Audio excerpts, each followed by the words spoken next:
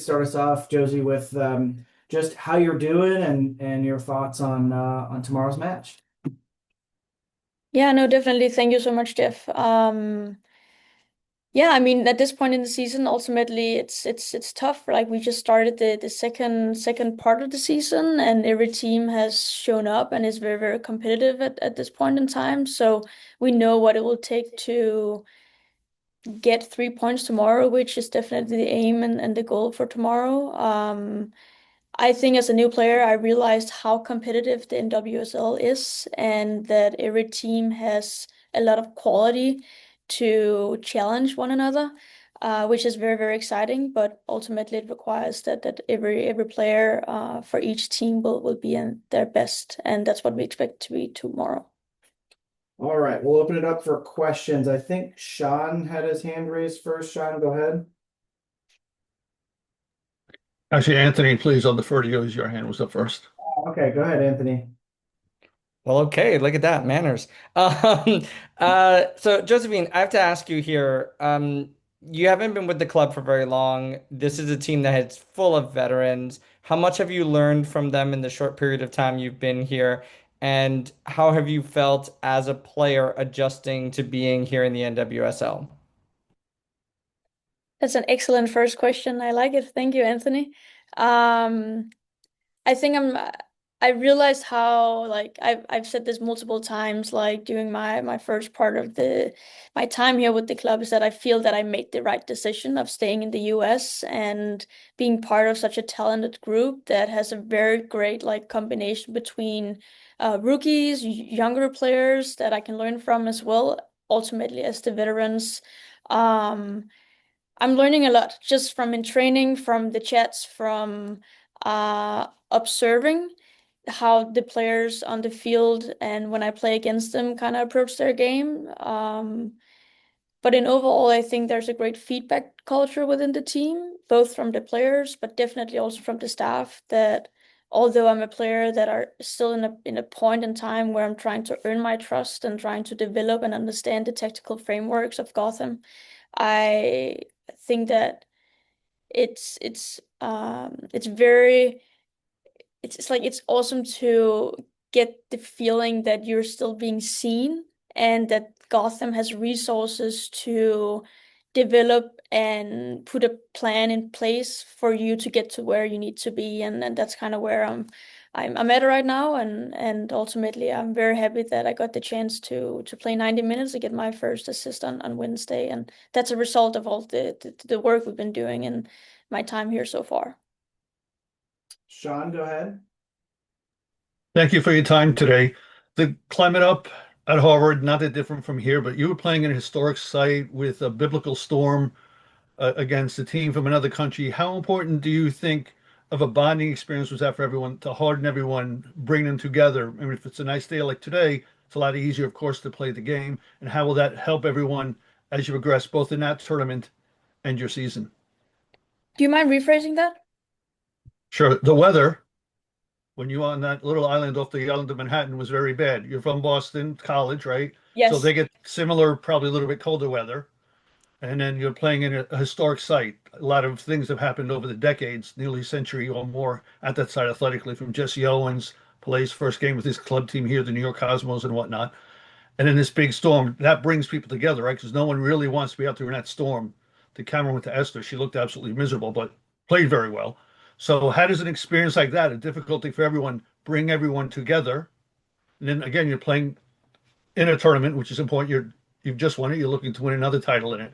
And how will that help you both in that tournament and for the coming season as sort of a team building bonding experience? Yeah, no, thanks, and thanks for sharing that historical context. Ultimately, I'm new and I'm still learning about the different stadiums and etc. But so as you're saying, like those are the moments where you need to stick together and grind it out, and that was what we did. It was a great opportunity for to use the full roster too for those kind of for these games, um and I think in overall, right, like we are in a season right now where there are many games, and we know that we have to stick together and everyone has to show up. And I think that was a great test on Wednesday, and the fact that we we executed and we got the win as we should. And I think that that's some of the different kind of the processes and the preparation, like that's what we need to stick to, regardless of whether or not it's CONCACAF or in WSL. But of course, kind of going forward and in the CONCACAF tournament, we'll have to be at our best because we are definitely going for the next title. Anthony, go ahead. Yeah, Josephine. So, tomorrow you're playing Utah. I don't know how much time you've had to adjust to understanding the league, but what is it about Utah that you have seen that you think Gotham is well equipped to be able to handle tomorrow? I think we need to continue to focus on kind of the game plan. I think we showed great character again against them last time. It was actually my first game, I believe. I was around the team, and I think we have a lot of power in general. We have great players from defense to offense, and uh I believe that tomorrow it will be the individual quality ultimately that will be very important in order to secure a good result. Um, Meanwhile, trusting the game plan that we've been put in place and continuing to grow as a team. But again, as I said in the beginning, Utah is a team that is competitive and a team that definitely will challenge us. So we'll have to be ready from the get-go. Sean, go ahead. Well, what would you say are the major differences now that you're becoming more and more acclimated to the best women's soccer league on the planet between that and college, the Ivies, and of course playing some teams outside of? I think first of all, you just need to look at the experience within the kind of the players scheme, like the fact that I'm playing against players who've been professional for many years. You don't see that ultimately in college. So the quality of the individual actions are something that you need to adapt and adjust to. And that's kind of the learning process I'm in right now. So there's ultimately the first is speed, right? And the speed of thought, the speed of action.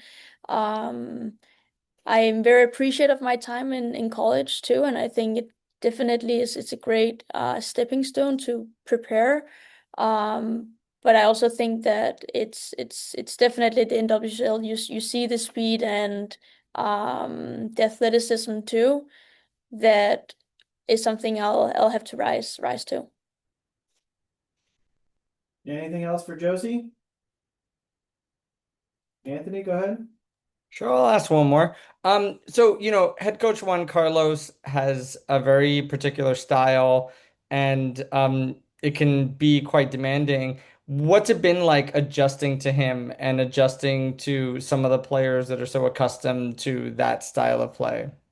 Yeah, no, that's a great question, and ultimately, I'm from Denmark and come from kind of a European style of possession style of play too. And Juan, he's from Spain, and I think what I love about his way of playing is the balance between keeping the ball, but also ultimately um playing vertical when it makes sense and playing in behind and playing to the different players' strength. So it's demanding, but it's also intelligent, and that's the style of play you want to be part of.